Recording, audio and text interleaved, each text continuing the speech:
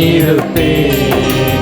தாயே உன் பாத மலரினிலே என்றும் வாடாத மலராக நான் இருப்பேன். தாய் என்னை மறந்தாலும் நீ மட்டும் நாளும் சேயாக அழைக்கின்ற தாய்மறி. எங்களை அணைச்சிருங்க தாயே. தாய் என்னை மறந்தாலும் மூடி எங்களை அணைச்சிருங்கம்மா. சேயாக அழைக்கின்ற தாய்மறி.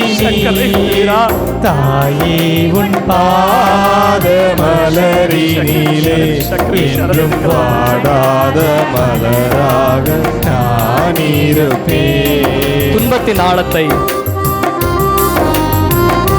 என்ன துன்பமா இருந்தாலும் சரி, யோதா நதியோட பெருசா இருக்கட்டும், எரிக்கோ மதில போல உயரமா இருக்கட்டும், அது சாத்தானின் கட்டுகளா கூட இருக்கட்டும், துன்பத்தை அன்னை மரியாள் முன்பாக ஒப்பு கொடுத்து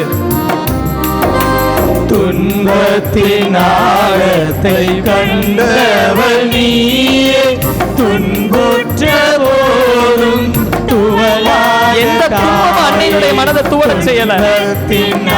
ஏறிய பாதையில, ஊழிய பாதையில எந்த துன்பமும் துன்புற்ற போதும் மகனே நான் இருக்க. கடலினும் பெரியது உன்னுள்ளமம். கடலினும் பெரியது, கடலினும் பெரியது உன்னுள்ளமம்மா. கடுகிலும் சிறிய என் துயர் தீர்ப்பாயே. தாயே உன் பாதம் மலரினிலே என்றும் வாடாத மலராக நான் இருப்பேன். உங்களுடைய துன்பம் ஒன்று ரொம்ப பெருசுன்னு நினைக்காதீங்க. அதுக்காக தான் இந்த பாடல் வரிகளை கொஞ்சம் மாற்றியே பாடுறேன். 2வது ஸ்டான்ஸாவுடைய முதல் 2 லைனையும் முதல் ஸ்டான்ஸாவுடைய 3வது 4வது லைனையும் அதுக்காக தான் பாடுறேன். நம்ம வாழ்க்கையில் வரக்கூடிய துன்பம் வெறும் கடுகு போல தான். ஆனால் உண்மையான துன்பத்தினுடைய ஆழத்தை சுமந்தவள் நம்முடைய தாய். சொந்த மகனுடைய செத்த உடம்ப கையில் ஏந்திக்கிட்டு அவருடைய காயங்களை முத்தம் கொடுத்துக்கிட்டு, அந்த துன்பம் நமக்கு வந்திருக்கா என்ன? நம்முடைய துன்பங்கள் வெறும் கடுகு போல.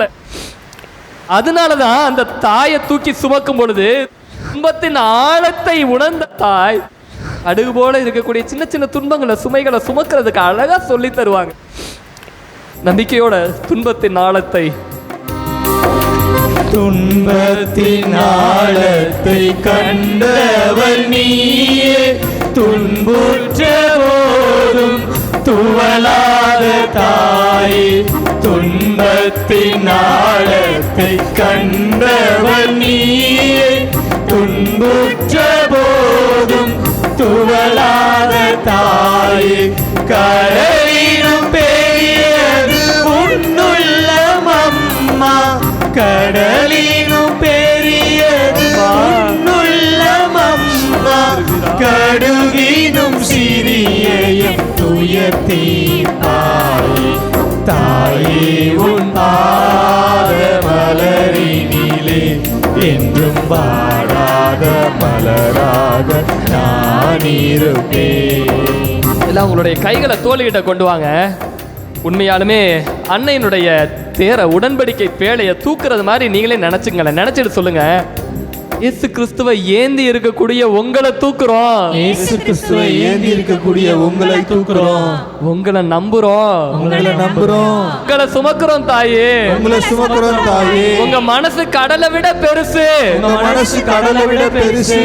கடுகு போல இருக்கக்கூடிய, கடுகு போல இருக்கக்கூடிய, சின்ன கடுகு போல இருக்கக்கூடிய, சின்ன கடுகு போல இருக்கக்கூடிய என் வாழ்வின் துன்பங்களை, என் வாழ்வின் துன்பங்களை நீங்க போக்கிடுவீங்க. நீங்க போக்கிடுவீங்க. ஆமென், ஆமென், ஆமென், ஆமென். எல்லாருமே கிறிஸ்துவனுடைய இரத்தத்தால் கழுவப்பட்டு குருக்களாகி அன்னையினுடைய ஆண்டவருடைய உடன்படிக்கை பேழை ஆகிய அன்னையை தூக்கிக்கிட்டு போகணும். அப்படி பண்ணும்பொழுது 2 எச்சரிக்கை மட்டும், அதை மட்டும் சொல்லிவிட்டு நான் முடிச்சிட்றேன். சரிங்களா? 2 எச்சரிக்கை சொல்லணும், சொல்லிட்டு முடிச்சிட்றேன். முதலாவதாக நானே சொல்லிடுறேன். இந்த உடன்படிக்கை பேழையை தூக்கிட்டு போயிட்டு இருக்கும் பொழுது முன்னாடி போன மாடு பிளிரும். சரிங்களா? தாவீது அரசன் இதை ஆலயத்துக்கு இல்லை அவருடைய நகரத்துக்கு எருசலேமை நோக்கி தூக்கிட்டு போகும் பொழுது மாடு பிளிரும். அப்போதைக்கு இந்த உடன்படிக்கை பேழை என்ன பண்ணுன்னா கீழே சாய பார்க்கும், கீழே சாய போகும். அப்போதைக்கு அங்கே பக்கத்தில் நின்ன ஊசா அப்படின்றவர், பேர் என்ன பண்ணிடுவார், அவசரமாக போய் பேழை மேலே கை வச்சிருவார். உடனே என்ன ஆகிடும், அங்கேயே செத்துருவார். உடன்படிக்கை பேழைய தகுதி இல்லாமல் தூக்குன ஊசா அங்கேயே செத்துருவார். ஆண்டவருடைய ரத்தம் நம்முடைய பாவங்களை மன்னிக்கிறதுக்குனே சிந்தப்பட்டுச்சு. பாவ மன்னிப்பை பெற்றுக்குவோம். உடன்படிக்கை பேழையை தூக்க ஆசைப்படுற நம்ம எல்லாமே ஆண்டவருடைய ரத்தத்தால் பாவ மன்னிப்பு கேட்போம், ஒவ்வொரு நாளும் கேட்போம். இது ஒரு எச்சரிக்கை. மாதாமாவை தூக்குறதுக்கு ஆசையாக இருக்கிறீங்க நிறைய பேர், ஆனால் இந்த எச்சரிக்கையை மனசில் வச்சுக்கணும். ஊசாவுக்கு என்ன நடந்துச்சு, ஆண்டவருடைய பேழையை தொடும் பொழுது, ஆண்டவருடைய உடலை நாக்கில் வாங்கும் பொழுது நாம் எந்த அளவுக்கு தயாராக இருக்கிறோம். கடமைக்கு பூசைக்கு போயிட்டு இருக்கிறவங்க மனம் மாறுவோம். ஞாயிற்றுக்கிழமை பூசை போகலன்னா வீட்டில் கேட்பாங்க, மனசு மாறுவோம். தகுதியோடு ஆண்டவரை ஏற்றுக்கொள்வோம். இது முதல் எச்சரிக்கை என்பாந்தவர்களே. ரெண்டாவது எச்சரிக்கை, இந்த இஸ்ரேல் மக்கள் என்ன பண்ணுவாங்கன்னா, முதல் நாள் போரில் தோத்த விடனே உடன்படிக்கை பேழையை எடுத்துகிட்டு வந்தால் நாம் ஜெயிச்சிடுவோம், உடன்படிக்கை பேழை நம்ம கூட இருந்துச்சுன்னா பெலிஸ்தியரை நம்ம ஜெயிச்சிடுவோன்னு எடுத்துக்கொண்டு வந்து வைப்பாங்க. ஆனால் ரெண்டாவது நாள் இஸ்ரேல் மக்கள் தோற்று போவாங்க. என்ன ஃபாதர் சொல்கிறீங்க, யோதான் நிற்கும், எரிக்கோ உழுவும், சாத்தான் கீழே கிடக்கும், வீடு ஆசீர்வதிக்கப்படும்லாம் சொன்னீங்க. இப்போ இந்த இஸ்ரேல் மக்களுக்கு என்ன ஆச்சுன்னு நீங்கள் கேட்கலாம். என்ன ஆச்சுன்றது சொல்கிறேன். அவங்க உடன்படிக்கை பேழையை வச்சுருந்தாங்க. உடன்படிக்கை பேழை அவர்களோடு இருந்தது, அவங்க உடன்படிக்கை பேழையோடு இல்லை. ஆண்டவருடைய தூய பிரசன்னம் அவங்களோட இருந்தது, அவங்க தூய்மையா இல்லை. அம்புட்டு பாவம் யார்கிட்ட தொடங்குனுச்சு, சாமியாட்ட தொடங்கி ஃபாதர்கிட்ட தொடங்கி மக்கள் வரையிலும் பாவமாக இருந்துச்சு. அப்போ கொண்டு போய் உடன்படிக்கை பேழையை வச்சுக்கிட்டு உடன்படிக்கை பேழை எங்களை காப்பாற்றும், இல்லை பாவத்தை விடுங்க அப்போ தான் காப்பாற்றும். என்ன பாவன்றதையும் சொல்லிடுறேன் சரிங்களா. 1 சாமுவேல் 2வது அதிகாரம் 17வது வசனம், 1 சாமுவேல் 2வது அதிகாரம் 22வது வசனம் வாசிச்சிடுவோம். 1 சாமுவேல் 2வது அதிகாரம் 17வது வசனம். ஆகவே அந்த இளைஞரின் பாவம் ஆண்டவரின் திருமுன் மிக பெரியதாக இருந்தது. என்ன பாவம் பார்ப்போம். ஆண்டவருக்கு செலுத்தப்பட்ட படையல்களை துச்சமாக எண்ணினர், ஆண்டவருடைய பலியினை துச்சமாக எண்ணினர், ஆண்டவருக்கு ஒப்பு கொடுக்கப்பட்ட பலிகளை துச்சமாக எண்ணினர். அதை ஒரு அழகான வசனம் இருக்கு, கீழ்த்தரமானவர்களாக இருந்தனர் அவர்கள். 12வது வசனத்தில் பார்த்தீங்கன்னா தெரியும். அப்போது ஏலியின் புதல்வர்கள், குருக்கள் தான், ஃபாதர்ஸ் தான், அப்போது ஏலியின் புதல்வர்கள் கீழ்த்தரமானவர்களாக இருந்தார்கள். ஆண்டவருடைய பலியினை துச்சம் என கருதினார்கள். அதனால தான் என்ன ஆச்சு, ஆண்டவருடைய பேழை அவங்க கூட இருந்தும் அவங்களால ஜெயிக்க முடியும். இது ஒரு பாவம். ரெண்டாவது பாவத்தை சொல்லிடலாம். 1 சாமுவேல் 2வது அதிகாரம் 22வது வசனம். ஏலி முதிர்ந்த வயதடைந்தார், தம் பிள்ளைகள் இஸ்ரவேலருக்கு எதிராக செய்த அனைத்தையும் சந்திப்பு கூடார வாயிலில் ஊழியம் செய்து வந்த பெண்களோடு தகாத உறவு கொண்டிருந்ததையும் கேட்டறிந்தார். கோயிலுக்கு ஊழியம் செய்ய வந்த பெண்களோடு தகாத உறவு, ஆண்டவருடைய பிரசன்னத்துக்குள்ள இச்சையின் பாவம். ஆண்டவருடைய பிரசன்னத்துக்குள்ள கோயிலுக்கு வந்துட்டு இச்சையின் பாவம். மற்றவங்கள பார்க்கறதுக்குன்னு பூசைக்கு கிளம்பி வர்றது, ஆண்டவருடைய பிரசன்னத்துக்குள்ள அவங்க செஞ்ச பாவம். ஏற்கனவே போன டாக்லே ஃபாதர் சொன்னார், 6வது கட்டளைக்கு எதிரான பாவம் விபச்சாரம் செய்யாதிருப்பாயா, மோக பாவம் செய்யாதிருப்பாயா.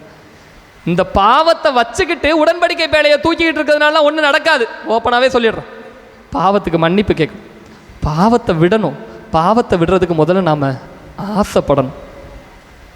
அந்த ஆசை ஆண்டவர் இன்னைக்கு நமக்கு தரணும்னு ஜெபிச்சுக்குவோம்.